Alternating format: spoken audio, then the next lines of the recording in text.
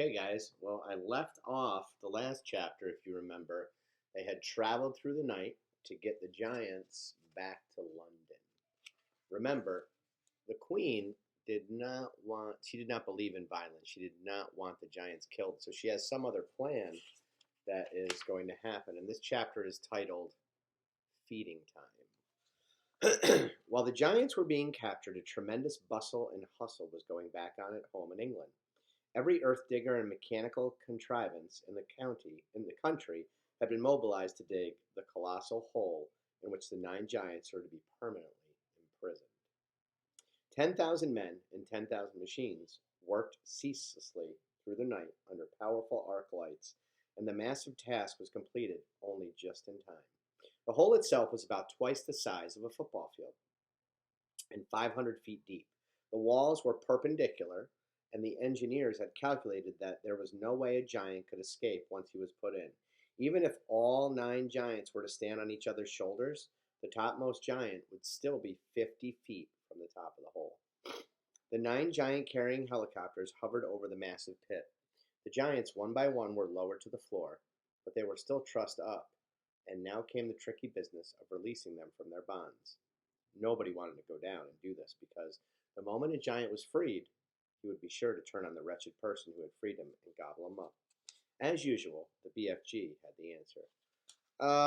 As I've told you before, he said, giants never eats giants, so I can go down, and I shall untie them myself before you can say Rack Jobinson. You can see them being lowered into the hole with the helicopters and all the people watching. With thousands of fascinated spectators, including the queen, peering down into the pit, the BFG was lowered on a rope. One by one, he released the giants. They stood up, stretched their stiffened limbs, and started leaping about in a fury. "Oh, they putting us down here in this grove, shutting out, eh?" They shouted at the BFG. "Because you were guzzling human beings," the BFG answered. "I always warning you not to do it, and you never take the titchiest bit of notice." "In that case," the flesh lump eater bellowed, "I think we'll guzzle you instead." The BFG grabbed the dangling rope and was hoisted out of the pit just in time. The BFG grabbed it and was out. The great bulging sack he had brought with him from Giant Country lay at the top of the pit. "What is in there, BFG?" the queen asked.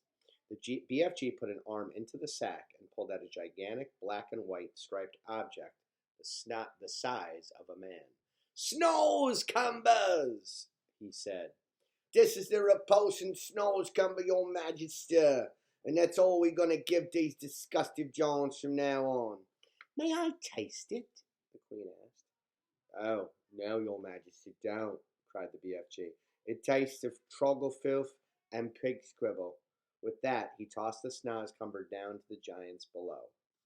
"There's your supper," he shouted. "Have a munch on that, eh?" And he fished out more snozcumbers from the sack, and he threw them down too. The giants below howled and cursed. The BFG laughed. "Serves them right, left and center," the BFG said.